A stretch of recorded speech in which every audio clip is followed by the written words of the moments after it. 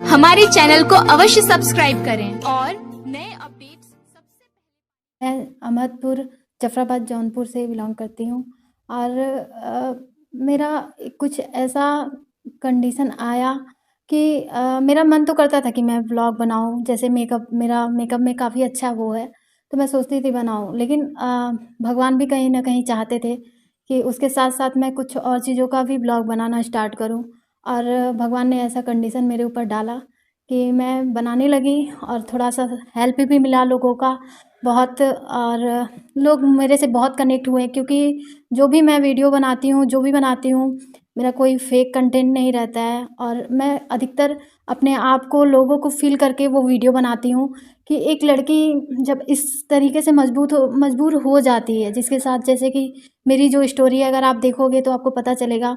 इस हालात में ना एक लड़की शायद बिस्तर पे पड़ जाती है और वो, उसके दिमाग में कुछ समझ में नहीं आता कि वो क्या करे। लेकिन मैं खड़ी हुई हूँ, मैंने अपना जगह बनाया है, मैं अपना कुछ सोर्स ऑफ इनकम किया है कि मुझे किसी के सामने हाथ फैलाने की ज़रूरत ना पड़े और मैं अच्छे से कदम मिला के लोगों को चल सकूँ। मैं ये ना कहूँ कि मैं इस तरीके से हो गई हूँ तो मैं किसी लायक नहीं हूँ, नहीं, लड़की कभी भी कमज़ोर नहीं है। तो मैं इस चीज़ को बहुत मानती हूँ और इसी चीज़ को लेके बढ़ रही हूँ और सबका साथ, काफ़ी लोग मुझसे जुड़े हैं और दिल से कनेक्ट हैं, फेक कनेक्शन नहीं है मेरा। कितने दर्शक होते हैं, जब कभी पीड़ा होती है तो आप आती हैं, ब्लॉग बनाती हैं और अपने दर्शकों के बीच वो ले जाती हैं, तो क्या रिस्पॉन्स मिलता है, कैसा लगता है ब्लॉग? बहुत कनेक्ट करते हैं लोग मुझसे और वो, उनका अधिकतर कमेंट, आप अगर मेरे कमेंट पढ़ेंगे ना, पॉजिटिव कमेंट बहुत ज़्यादा मिलते हैं मुझे कि वो, उनको खुद वो सामने से बोलते हैं कि दी मैं आपसे बहुत कनेक्ट करती हूँ। बहुत लोग मुझसे कनेक्ट करने की कोशिश करते हैं इंस्टाग्राम पे, इसलिए क्योंकि कहीं न कहीं लगता है हर एक लड़की की कहीं न कहीं स्टोरी है। हर गाँव में, मैं ये नहीं कहूँगी कि हर गाँव में हर लड़की, लेकिन 1-2 लड़की के साथ ऐसी ट्रेजेडी हुई और लोग ना ऐसे आगे नहीं बढ़ पाए हैं और मैं चलिए, बढ़ी आप हूँ। उस पीड़ा को जानना चाहेंगे कि आखिर आप किस पीड़ा को अपने दर्शकों के बीच ले जाना चाहती हैं? कौन सी वो पीड़ा होती है? क्या आप दिखाना चाहती हैं दर्शकों को? क्या क्या दिखाती हैं अपनी वीडियो में? मैं वो चीज़ें किसी को बताना नहीं चाहती थी, जैसे, लेकिन लोग बहुत कनेक्ट किए, बहुत फ़ोर्स किए मुझे कि दीदी आप वो बात ना शेयर करो कि कैसे क्या हुआ।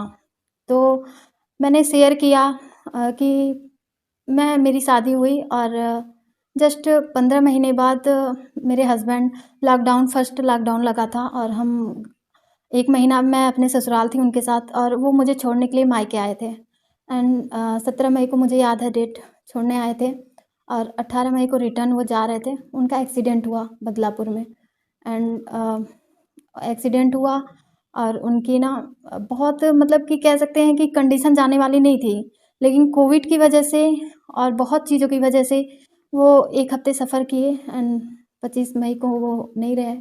तो उस कंडीशन में हर लड़की टूट जाती है क्योंकि पति के सामने कुछ नहीं रहता।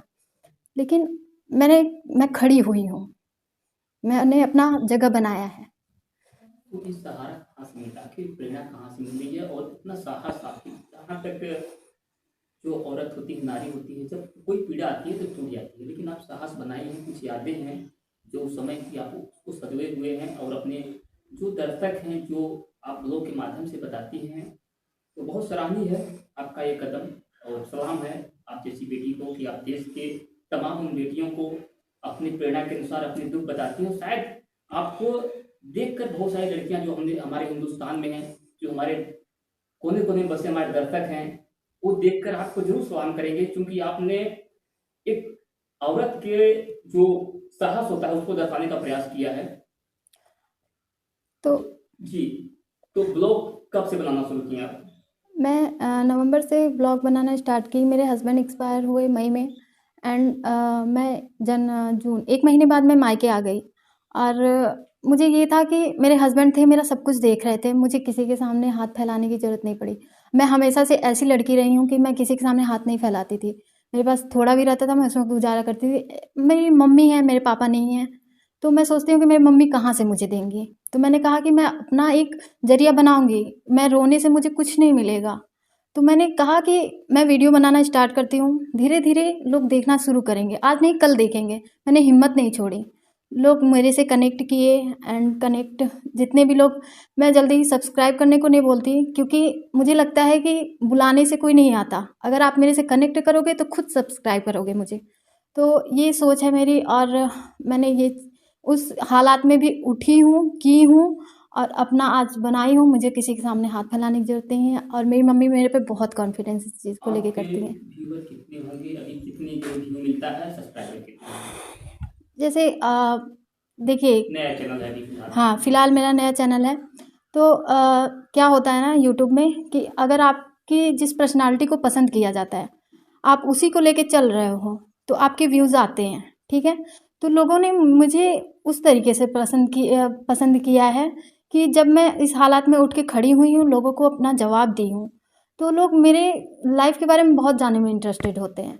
तो मैं अपनी डेली की रूटीन दिखाती हूँ, मेकअप ब्यूटी प्रोडक्ट रहते हैं और पेड प्रमोशन भी मेरे रहते हैं, और जैसे कि इनकम मेरी वहीं से होती है और सैलरी भी वहीं से आती है। और मैं फैशन को लेके भी बहुत ज़्यादा वो करती हूँ, तो मेरे जो होता है जैसे पसंद मेरी होती है, काफ़ी लोगों को पसंद आती है। तो इस तरीके से मेरा सूट, साड़ी ये सब चीज़ें भी मैं करती रहती हूँ, पेड प्रमोशंस, तो वो भी साथ में चलता रहता है, साथ में मेरी डेली की रूटीन चलती रहती है, तो वही चलता है। और यही सब है। आपका पहला ब्लॉग क्या था? क्या आपने दिखाया दर्शकों को?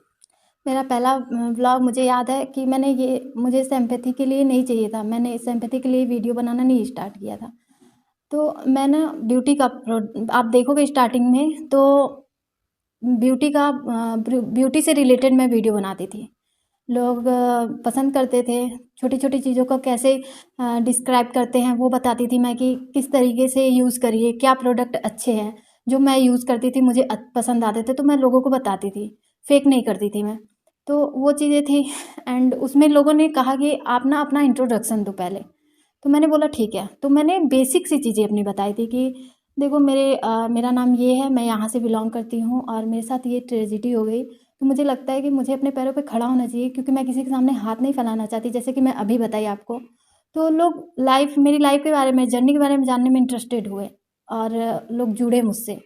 तो यही है, मेरी लाइफ के बारे में ज़्यादा जानने में इंटरेस्टेड हैं लोग। जी। तो हर एक लड़कियों का और खास करके सुहाग जो भी है, होता है कि ख्वाब होता है कि मैं दुल्हन बनूं, मेरा जीवन जो है कि कहीं और बीते, ख्वाब होता है।